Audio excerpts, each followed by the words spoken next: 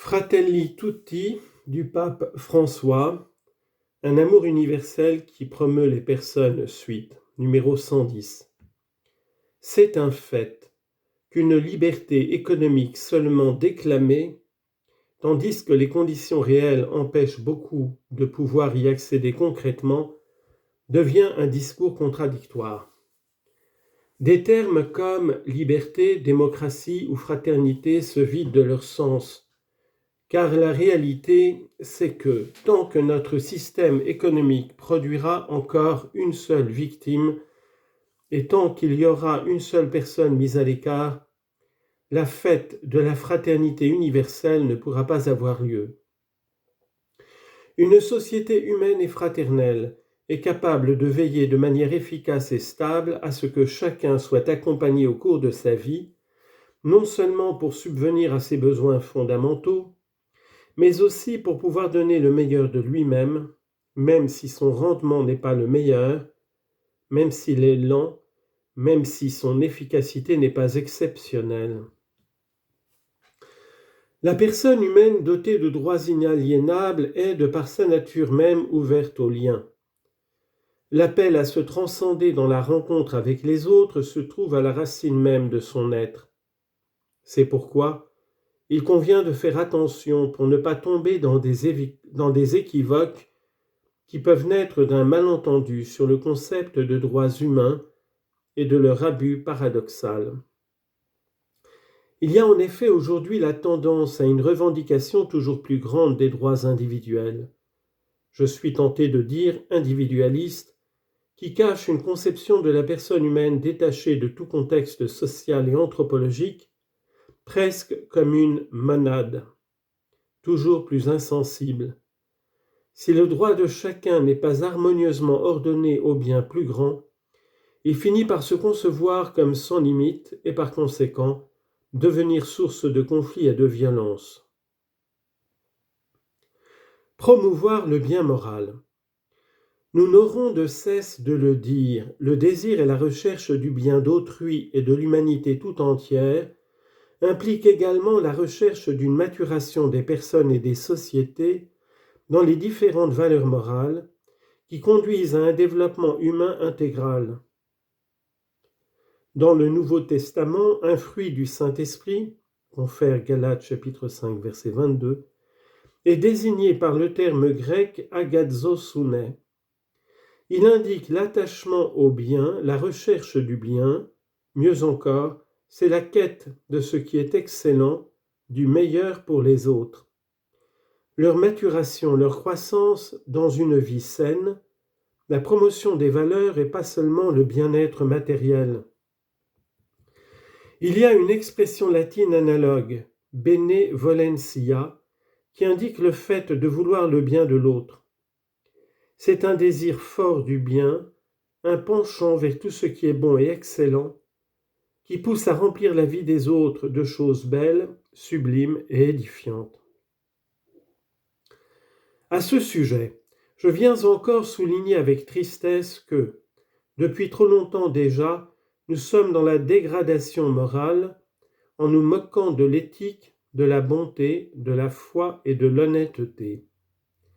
L'heure est arrivée de réaliser que cette joyeuse superficialité nous a peu servi.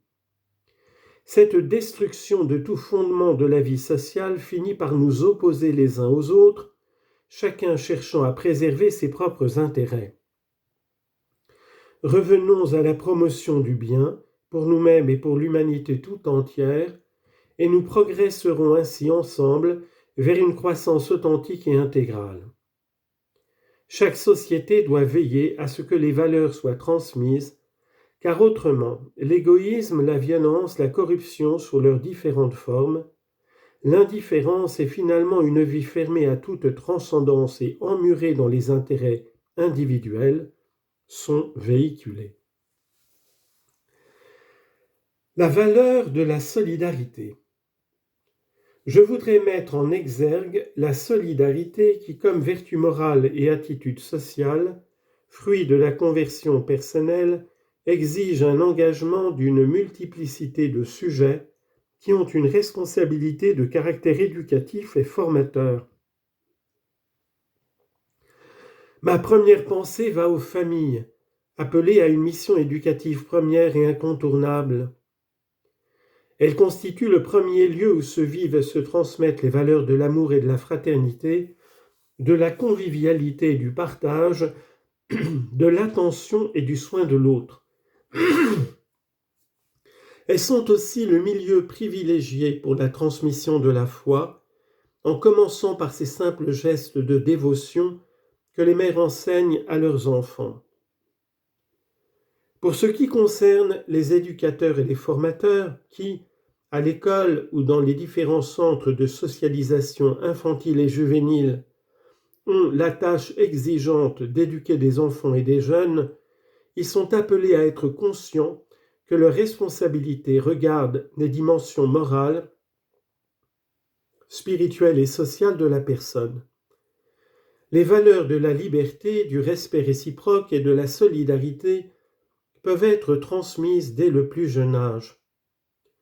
Les agents culturels et des moyens de communication sociale ont aussi une responsabilité dans le domaine de l'éducation et de la formation, spécialement dans la société contemporaine où l'accès aux instruments d'information et de communication est toujours plus répandu.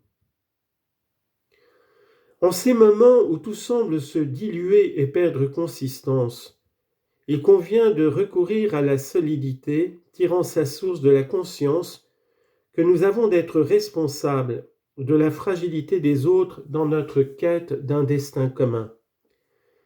La solidarité se manifeste concrètement dans le service qui peut prendre des formes très différentes de s'occuper des autres. Servir, c'est en grande partie prendre soin de la fragilité. Servir signifie prendre soin des membres fragiles de nos familles, de nos sociétés, de notre peuple. Dans cette tâche, chacun est capable de laisser de côté ses aspirations, ses envies, ses désirs de toute puissance, en voyant concrètement les plus fragiles. Le service vise toujours le visage du frère, il touche sa chair, il sent sa proximité, et même dans certains cas la souffre et cherche la promotion du frère. Voilà pourquoi le service n'est jamais idéologique, puisqu'il ne sert pas des idées, mais des personnes. En général, les laissés pour compte pratiquent la solidarité si spéciale qui existe entre ceux qui souffrent, entre les pauvres, et que notre civilisation semble avoir oublié, ou tout au moins a très envie d'oublier. La solidarité est un mot qui ne plaît pas toujours. Je dirais que parfois nous l'avons transformé en un gros mot, on ne peut pas le prononcer. Mais c'est un mot qui exprime beaucoup plus que certains gestes de générosité ponctuelle. C'est penser et agir en termes de communauté, de priorité, de la vie de tous sur l'appropriation des biens de la part de certains. C'est également lutter contre les causes structurelles de la pauvreté, de l'inégalité, du manque de travail, de terre et de logement, de la négation des droits sociaux et du travail. C'est faire face aux effets destructeurs de l'empire de l'argent. La solidarité, entendue dans son sens le plus profond, est une façon de faire l'histoire, et c'est ce que font les mouvements populaires. Lorsque nous parlons de protection de la maison commune qu'est la planète, nous nous référons à ce minimum de conscience universelle et de sens de sollicitude mutuelle qui peuvent encore subsister chez les personnes.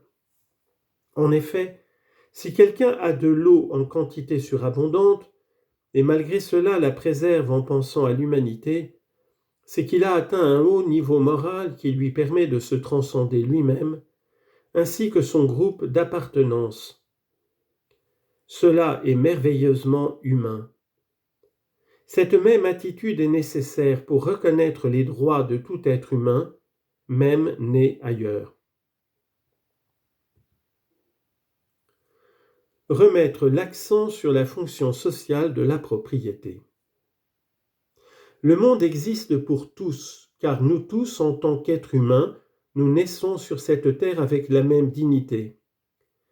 Les différences de couleur, de religion, de capacité, de lieu de naissance, de lieu de résidence et tant d'autres différences ne peuvent pas être priorisées ou utilisées pour justifier les privilèges de certains sur les droits de tous. Par conséquent, en tant que communauté, nous sommes appelés à veiller à ce que chaque personne vive dans la dignité et ait des opportunités appropriées pour son développement intégral.